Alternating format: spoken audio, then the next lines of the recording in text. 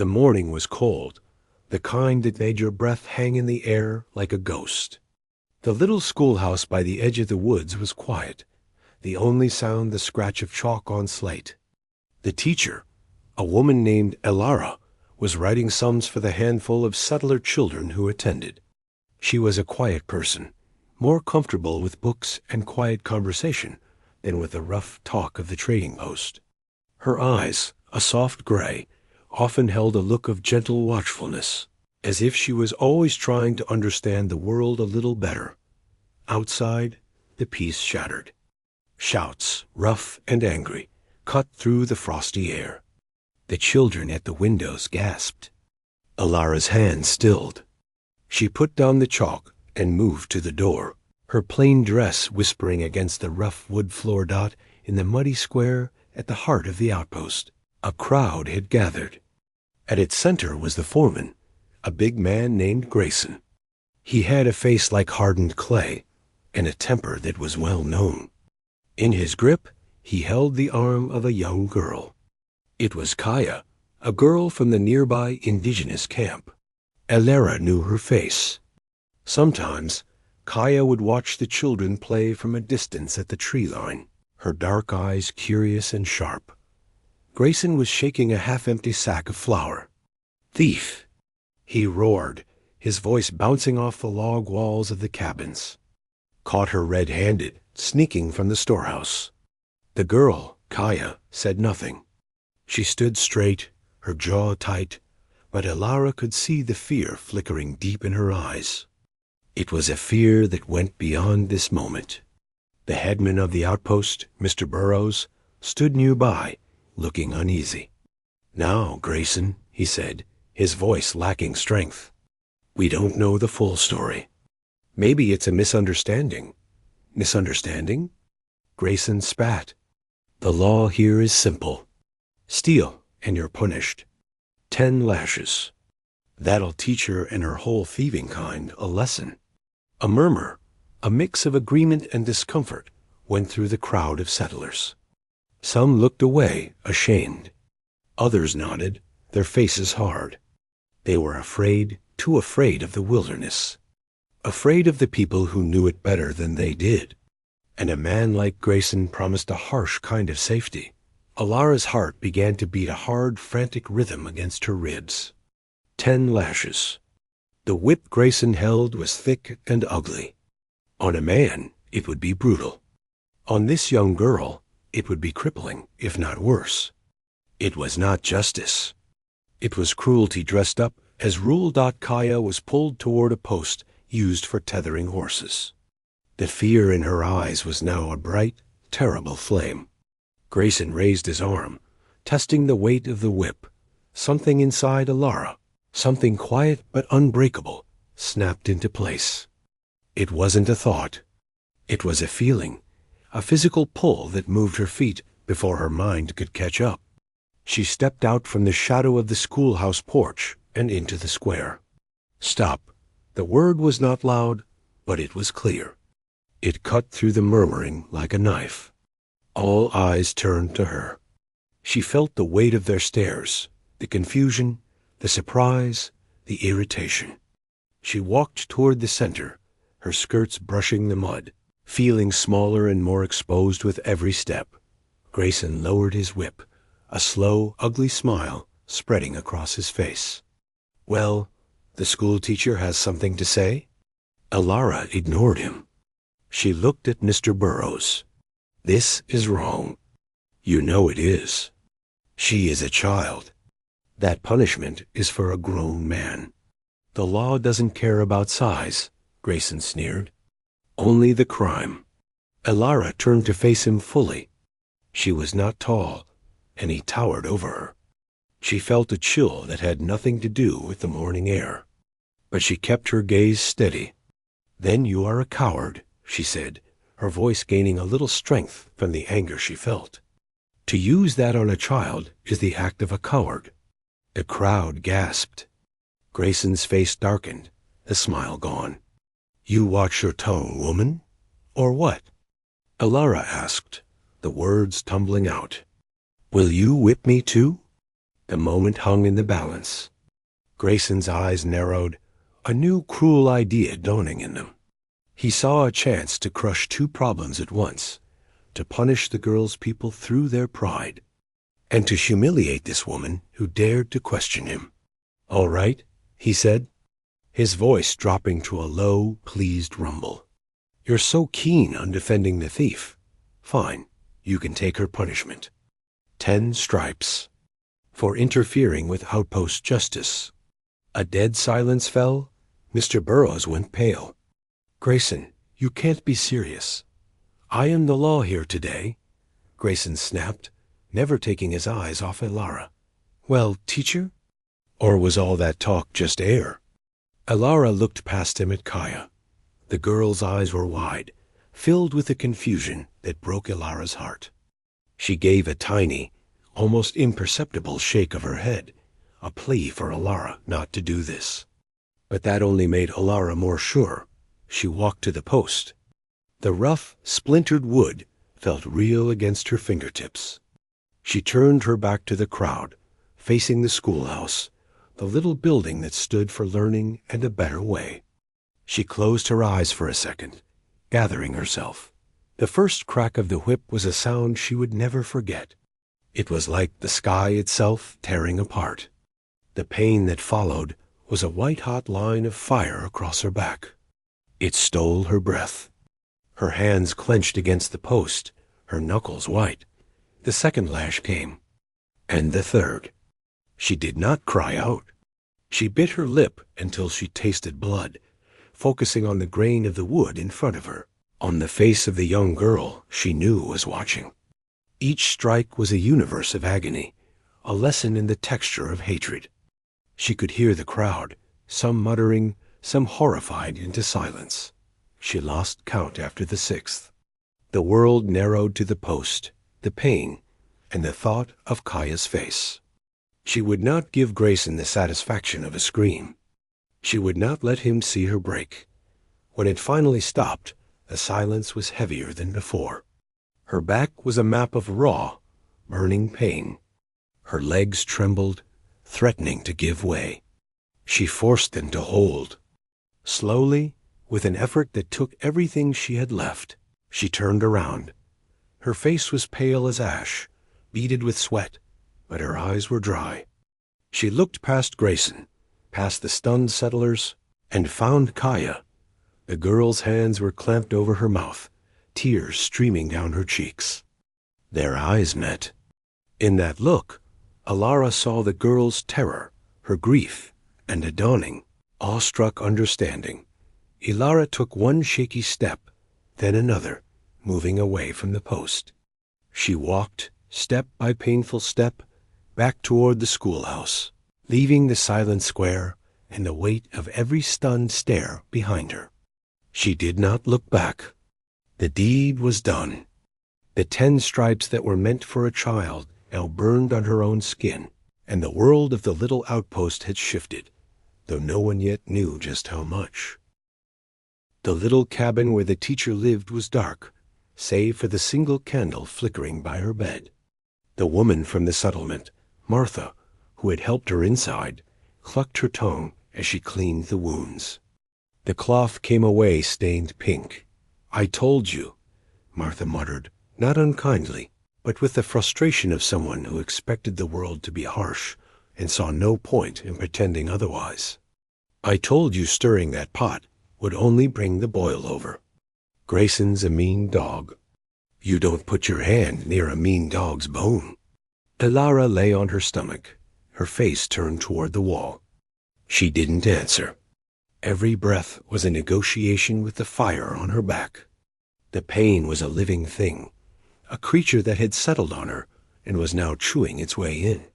But the memory of the girl's face, those wide, dark eyes watching from the crowd, was sharper. "They won't thank you for it, you know," Martha continued, dipping the cloth in a bowl of water. "Her people, prideful they are.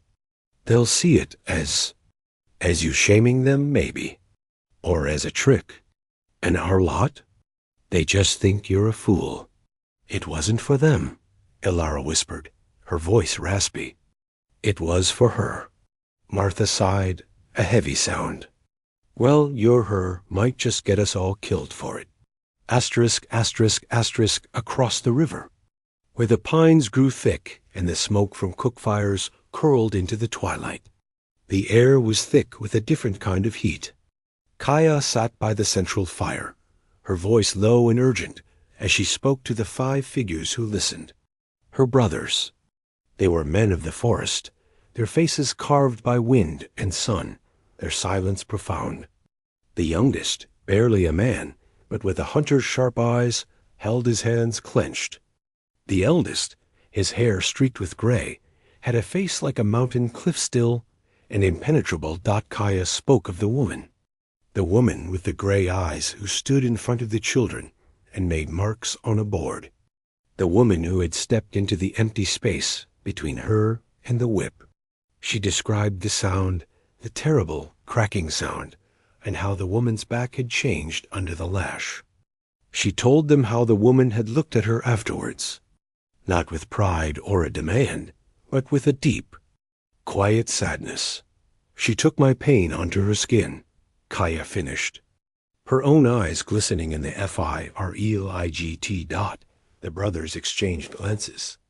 The air between them vibrated with old anger. They remembered other slights, other thefts of land, of dignity, of game from their traps.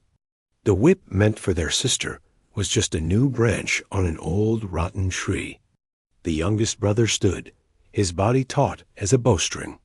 This cannot stand, he said, his voice hot. They test us. They think because she was alone, we are weak. We answer this. We show them the cost. The eldest brother looked into the fire for a long time. The anger was in him too, a cold stone in his gut. But he also heard his sister's words about the woman's eyes. That did not fit. That was a piece from a different story. An eye for an eye, the eldest said finally, his voice a low rumble. That is one path. It is a clear path. But what of the woman's act? What kind of weapon is that? It is no weapon, the youngest snapped. It is a weakness. They will see it as weakness. Will they? The eldest asked, looking now at Kaya. What did you see? Kaya thought of the teacher's pale, determined face. I saw. Strength of a different kind. The debate circled the fire, hot and heavy. Honor demanded a response. Letting it pass would invite more aggression. Yet striking directly at the settlers for the act of a single brute could bring a war their people, already stretched thin, could not afford. The youngest brother's argument burned brightest. Action. Fire for fire. Asterisk, asterisk, asterisk, deep in the night, when the outpost was swallowed by a blackness so complete it felt solid, the silence broke. A shout. Then the orange, hungry glow of flames against the sky. The settlement's storehouse, the very one Kaya had been accused of stealing from, was alight, the dry logs catching like kindling. Men tumbled from their cabins, pulling on boots, shouting in confusion. Buckets were passed, a frantic, hopeless chain against the roaring blaze. Grayson stood at the forefront, his face orange in the hellish light, twisted in fury. This is their answer. He roared, pointing a thick finger across the invisible line of the river, toward the dark woods. Savages. They burn us out for punishing a thief. They were watching, I tell you. They saw their chance. In the chaotic light, fear turned to rage quickly. The fire was a language everyone understood. It was an attack. The uneasy peace was now ashes and smoke. At first light, Grayson bellowed, his voice cutting above the crackle of the fire. We go across. We find who did this. We end this once and for all. A rough cheer went up from some of the men, their faces scared and angry. The memory of the whipping was gone, replaced by the immediate, terrifying threat of the flames. Ilara heard it all. She had dragged herself to her small window, each movement a fresh agony. She saw the fire, saw the angry shapes of men against the glow. heard Grayson's words like nails being hammered into a coffin. Her heart sank, a cold weight in her chest. This was it. This was the boil-over Martha had warned about. One act of cruel punishment, one act of furious retaliation, and now many good people on both sides of the river would pay with their lives.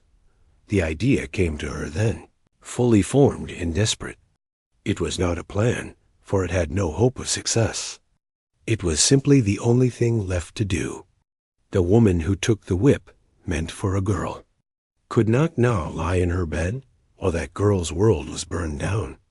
Around her dot, as the fire was beaten into smoldering, embers and the exhausted, settlers drifted back to their cabins to sharpen. Axes and clean guns, Ilara moved. She put on her heaviest shawl, hissing as the rough wool settled over her torn back. She slipped out the door, into the chilling aftermath of the night. The air stank of smoke and anger.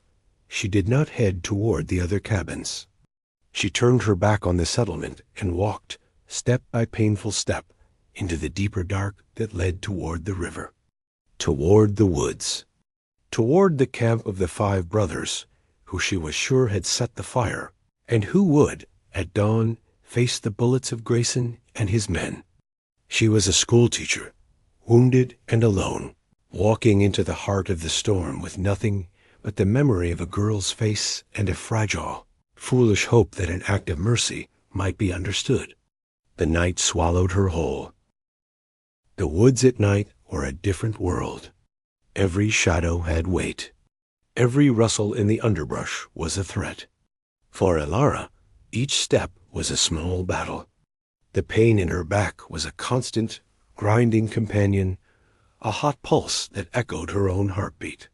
She would lean against a rough-barked tree, sucking in sharp breaths that misted in the cold air, and then push herself forward again. Her simple goal was the river. If she could find the river, she could follow it to where the brothers' camp lay. She was not a woodswoman. The neat paths between the cabins were one thing. This deep, tangled darkness was another. Branches she did not see caught at her shawl and her hair. The ground, uneven and hidden by fallen leaves, betrayed her feet, making her stumble. Every stumble sent a jolt of white-hot agony through her, bringing tears to her eyes that she angrily blinked away. Fear was a cold stone in her stomach, heavier than the pain. Fear of wolves, of getting lost, of what waited for her in the camp. But the picture in her mind of the coming dawn, the loud guns, the screams, the children on both sides, left with nothing but smoke and graves, drove her on. She didn't know how long she walked. Time bled into the pain and the darkness. Finally, the trees began to thin, and she heard it, the steady, whispering rush of the river. A weak relief washed over her. She followed the sound, her hand skimming the trunks of the last trees for support, until she reached the bank. The water was a ribbon of shimmering black under the starlight. On the other side, she could see the gentle rise of land where she knew the camp to be. She had to find a way across. She began to walk along the bank, looking for a shallow place. The noise of the water covered other sounds. She didn't hear the soft, almost silent footsteps that fell in behind her. She didn't sense the 2 figures that moved like smoke between the trees, having watched her clumsy, painful progress for the last 100 paces. A hand clamped over her mouth from behind. Another strong arm wrapped around her shoulders, pinning her good arm to her side. She froze, a muffled cry of pain and terror caught in her throat. Her heart hammered against her ribs like a wild bird. "It is the woman from the square," a young man's voice said, low and tense, close to her ear. He spoke in his own language, but the tone was clear, suspicion and danger. Another man stepped in front of her. He was older, his eyes taking in her pale, strained face, the way she held herself stiffly to avoid pressure on her back. He said something sharp to the younger man, who loosened his grip slightly, though his hand stayed over her mouth. The older man looked directly at her. He spoke slowly, in heavily accented but clear words of the settler's tongue. You are far from your fire, teacher. Why do you walk in our woods at such an hour? Did the men send you to look? To spy before their attack? Elara shook her head as best she could, her eyes wide and pleading over the young man's fingers. The older man considered for a long moment, then gave a short nod. The hand was removed from her mouth. Elara drew in a ragged, shuddering breath. The words tumbled out, soft and urgent. I am not a spy. No one sent me. They do not know I am gone. Then why? The older man asked, his face unreadable. To stop the dawn, she said simply. The two men exchanged a glance. She pressed on, her voice gaining a little strength. I saw the fire. I heard the men talking. At first light, they will come. Grayson, the foreman, he has them angry and scared. They will come with guns. They mean to end things. The younger man let out a short, bitter laugh. Let them come. We are ready to die? Elara asked, the bluntness of her own question surprising her. She looked from one to the other. Ready to let your sister see her brothers fall?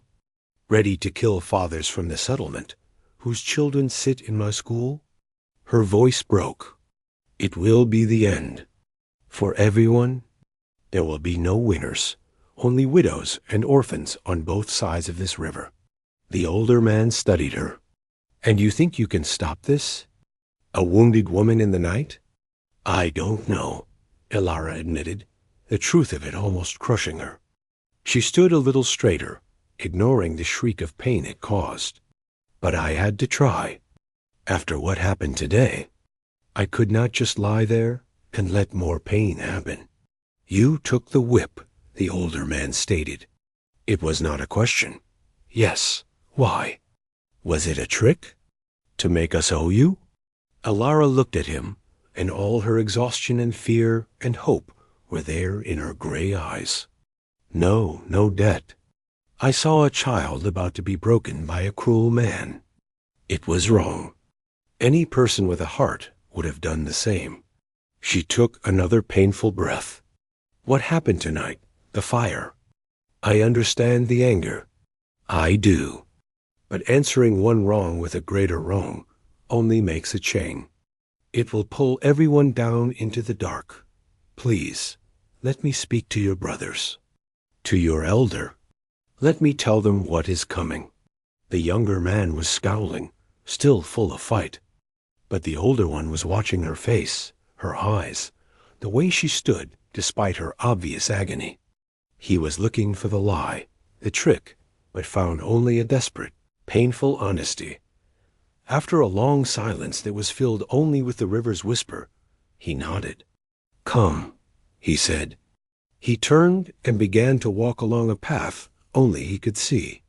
The younger man gestured for her to follow, his expression still guarded, but no longer holding her back. The walk to the camp was a blur of pain and surreal stillness. They emerged into a clearing where a low fire burned. Around it sat the other three brothers, and Kaya, who leapt to her feet when she saw Elara. The girl's eyes went to the teacher's weary, pained face and filled with immediate concern. Elara was brought before the eldest brother, the one with the mountain face. He did not speak, only waited. The older sentry explained in their own language what had happened, what she had said. All eyes were on her. When it was her turn, Elara spoke slowly, choosing her words with care, her gaze taking in all five brothers and the girl. The man with the whip has used your fire as a reason for war. He does not seek the one who lit the flame. He seeks to drive your people away, or worse. At sunrise, he will bring many men with many guns. They are afraid, and fear makes men violent. The eldest brother finally spoke, his voice deep and measured. And you come to warn us. So we can run? Or so we can prepare a better fight? I come, Elara said, her voice trembling but clear, to ask for a different path. The whip was meant to cause pain, to create fear. I took it because I could not watch it happen. Do not let my taking of that pain be for nothing. Do not answer his violence with more violence. It is the answer he expects. It is the answer that lets him win. She looked at Kaya, then back at the brothers. There must be another way. A way that does not end with the river running red. Please. Silence settled over the camp, broken only by the crackle of the fire. The brothers looked at each other, a silent conversation passing between them. The anger was still there, the pride, the desire to meet force with greater force. But into that familiar equation, this wounded woman had stepped, a living question mark. She had carried their sister's punishment on her own skin, and now she stood in their camp, not with a weapon, but with a warning and a plea. It was a move no one had anticipated. The night held its breath, waiting for their answer. The night in the brothers' camp was long and quiet, but it was not a peaceful quiet. It was the quiet of hard thinking, of old anger wrestling with a new, strange idea. Elara was given a place by the fire, a blanket to ward off the chill. Kaya brought her a cup of bitter tea, her young face tight with worry. The teacher sat stiffly, the warmth of the fire doing little to ease the deeper ache in her back. She watched the brothers. They did not sleep. They sat in a loose circle away from the fire, talking in low tones. Sometimes their voices would rise, and she could hear the heat in the youngest brother's words. Other times they fell silent for a long while, just looking into the dark or at the glowing embers. She knew they were deciding the fate of the coming dawn, and perhaps much more. She had said all she could. Now it was in their hands. As the first pale hint of light began to bleed into the eastern sky, the eldest brother stood. He spoke to the others, his words final. They all nodded, one by one, even the youngest, though his nod was sharp and his jaw was clenched. The decision was made. The eldest brother walked over to Elara. He looked down at her, his face still hard to read. "Come," he said. "You will see the sunrise." They moved to the edge of the camp, where the trees met the open slope that led down to the river. The brothers began to prepare. But they were not preparing for a fight, as Elara understood it. They did not check guns or count bullets. Instead, they did something that made her heart beat faster with confusion and a dawning, unbelievable hope. They began to paint their faces, not with the fierce, sharp lines of war, but with solemn, earthy colors. They took off the leather belts that held their knives and laid them aside. The eldest brother spoke quietly to Kaya, who listened intently and then ran back to the fire, returning with a small, carved box. From it, the brothers each took a single eagle feather, tying it into their hair. They were not dressing for battle. They were dressing for something sacred. Across the river, as the light grew stronger, the sounds began. Shouts, the metallic clank of weapons. The settlers were gathering. The eldest brother looked at his siblings, a long, steady look that held a world of meaning. Then, without a word, he started walking down the slope toward the river. The other four fell in behind him. They moved in silence, a line of 5 men walking with a slow, deliberate dignity that was more powerful than any charge. Elara, her breath caught in her throat, followed at a distance, Kaya at her side. They stayed within the tree line, watching. On the other bank, the settler men had formed a rough, armed group. Grayson was at the front, a rifle in his hands, his face a mask of grim expectation.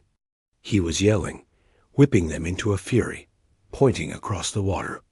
"There, you see? They're coming out. Stand ready." The brothers reached the near bank of the river. The water here was wide and shallow, studded with smooth stones. They did not stop. They walked right into the cold flow, the water soaking their leggings, but they did not seem to feel it. Their eyes were fixed on the armed crowd ahead. A ripple of confusion went through the settlers. This was not what they had expected. Where were the weapons? Where was the war cry? The brothers kept coming. They crossed the halfway point, the water swirling around their knees. They were getting closer to the settler side than any of their people had come in living memory, and they were utterly defenseless. Grayson raised his rifle, his finger on the trigger. "That's far enough. Stop or I'll fire." The brothers did not stop. They did not even look at him. Their gaze was fixed on a single point. They walked steadily out of the river and on to the stony bank of the settler's side. The armed men shuffled back, unsure, their anger disrupted by this baffling, silent advance. Then the brothers stopped. They stood in a line, facing the crowd. For a terrible second, Alara thought Grayson would shoot. But the eldest brother did something then. Slowly, with a grace that spoke of immense strength, he went down on one knee. He placed his hand flat on the earth. Then he bowed his head. One by one, behind him, the other 4 brothers did the same. The youngest went last, his movements stiff with resistance, but he did it. All 5 of them knelt on the foreign shore, heads bowed, hands on the ground, completely exposed before their enemies. A profound, ringing silence fell over both sides of the river. The wind seemed to stop. The only sound was the water flowing behind them. Grayson was dumbfounded, his rifle lowered, his mouth hanging open. This was no act of war. It was an act he had no language for. The men around him muttered, their aggressive stances softening into confusion. Alara, watching from the trees, felt tears spill hot and silent down her cheeks. She understood. This was not surrender. It was a recognition. They were not kneeling to Grayson or his guns. They were kneeling to the act of the woman who had taken the whip. They were acknowledging her sacrifice in the most powerful way their culture knew, by laying down their pride and their power before her people. It was saying, "We see you. We honor the courage that was shown." From the crowd, the old settler, Mr. Burroughs, pushed his way to the front. He looked from the kneeling brothers to Grayson's stunned face, and then his eyes searched the tree line. They found Alara. He seemed to understand something then. He took off his hat and held it over his heart. He took a few steps forward, toward the kneeling brothers, and then he, too, slowly knelt. It was a different kind of kneel, weary and filled with the weight of years of mistrust, but it was an answer. One of the other settlers, a man with young children, laid his musket on the ground. Then another did. They didn't kneel, but they broke the line. The spell of violence shattered. Grayson stood alone, his rifle now useless in his hands. The fight had gone out of the moment, stolen by an act of peace so bold it had disarmed everyone. The eldest brother raised his head.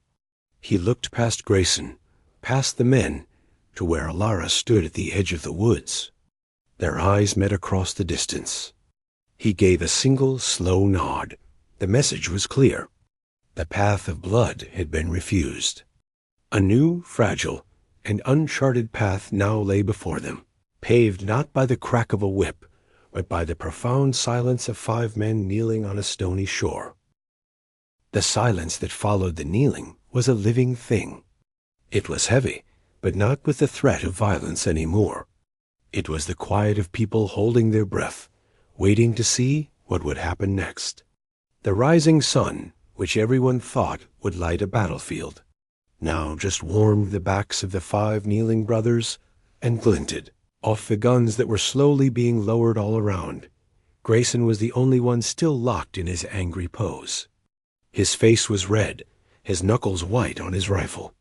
But the weapon was pointed at the ground now. He looked around at the other settlers, his own men, and saw their faces.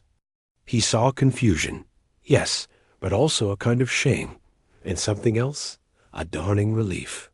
The hot, ready anger he had spent all night stirring up had cooled in the face of this quiet, brave act. He was a man who understood force, but this was a force he could not fight. Finally, with a sound of disgust, he turned his back and stalked away toward the cabins, his shoulders hunched. His departure was like a gate swinging open. The eldest brother rose to his feet. The others followed. They did not look triumphant. They looked solemn and watchful. Mr. Burroughs, the old settler, got up stiffly from his own knee, brushing dirt from his trousers. He approached them slowly, his hands held out, palms open, to show he carried nothing. He stopped a few paces away.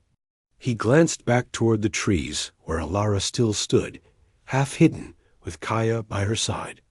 He seemed to draw strength from her presence. The fire, Mr. Burroughs began, his voice rough with emotion. Last night, it burned our stored food for the winter. The eldest brother nodded. He spoke, his voice clear, and Kaya, from her place by Alara, translated the words softly for the teacher to hear. The fire was a young man's anger. It was a wrong answer to a wrong action. We will repay the food from our own winter stores. We will bring it. Mr. Burroughs blinked, taken aback. This was not negotiation. It was restitution. He swallowed hard. And the flour? The bag my foreman said was stolen? A faint, almost sad smile touched the eldest brother's lips. He gestured to one of his brothers, who stepped forward. He spoke, and Kaya translated. My brother set his traps by the old pine ridge 2 days ago. He left a full sack of flour there, a trade for furs he had taken from our shared hunting grounds. It was a trade agreed with the previous trapper, before the loud man came. The sack was never collected from the ridge. The loud man did not know to look. A murmur went through the settlers. It was a simple misunderstanding, made deadly by Grayson's haste and cruelty. Mr. Burroughs let out a long, weary sigh. The whole terrible mess had started with a mistake and a man too eager for the whip. He looked at the 5 brothers, then back toward Alara. It seems we have much to talk about, properly, with calm minds. And so they did. Not in the tense square of the outpost, but there on the riverbank, with the morning light growing stronger. The eldest brother and Mr. Burroughs sat on a great fallen log. Some of the other settlers and the other brothers stood nearby, listening. The language was broken, made of simple words and hand gestures. But for the first time, they were truly listening. Alara, watching from a distance, felt the tight knot of fear and pain in her chest begin to loosen. She swayed on her feet, the night's journey and her injuries finally overwhelming her. Martha, the settler woman, appeared at her side, slipping a supportive arm around her. Come on, teacher, she said, her voice softer now. Let's get you back. Your part is done. And it was enough. Asterisk, asterisk, asterisk. The days that followed were not suddenly perfect. Distrust does not vanish with a single sunrise. But the path was different now. Grayson found his authority had dried up like a shallow puddle. The settlers, having seen a different way, no longer jumped at his angry words. He left the outpost on a supply train a week later. His departure barely noticed. True to his word. The eldest brother and his siblings brought deer meat and smoked fish to replace what was lost in the fire. It was left at the tree line, a respectful distance from the cabins. In return, Mr. Burroughs had some of the men leave bundles of good cloth and iron cooking pots in the same place. It was a start. The biggest change was seen at the little schoolhouse. Alara's back healed slowly into raised, pale scars. She returned to teaching, moving a little more carefully than before. One afternoon, as she was drawing letters on the slate, she heard a soft sound at the door. It was Kaya. She stood there, clean and bright-eyed, her brother, the youngest one, standing a few paces behind her at the edge of the clearing. He gave Alara a short, serious nod, then turned and melted back into the woods. Kaya stepped inside. She did not sit with the settler children at first. She sat on a bench by the wall, watching. But she was there. After a few days, a little boy from the settlement, curious, slid off his bench and sat next to her, showing her his slate. Soon she was at the table, her brow furrowed in concentration as she shaped the strange letters with a piece of chalk. She began to teach the settler children the names of things in her own language, the trees, the animals, the weather. Alara never spoke of what happened on the day of the whipping. She did not need to. The scars on her back were a silent story everyone knew. They were not a badge of her suffering, but a map of the moment the world had turned. They spoke of the choice she made, and the choice 5 brothers made in return. The outpost was never a place of simple friendship. It remained a place where 2 different worlds met, with all the friction that brings. There were still arguments, still misunderstandings. But the whip was hung up for good. And when disagreements arose, people would remember. They would remember the teacher who stood before the post, and the 5 proud men who knelt on the riverbank. Peace is not a moment. It is a path you choose, again and again. That fragile peace on the edge of the wilderness began with 10 stripes, meant for a child, and was sealed the next day, when instead of raising weapons, 5 brothers bowed their heads and changed the future for everyone.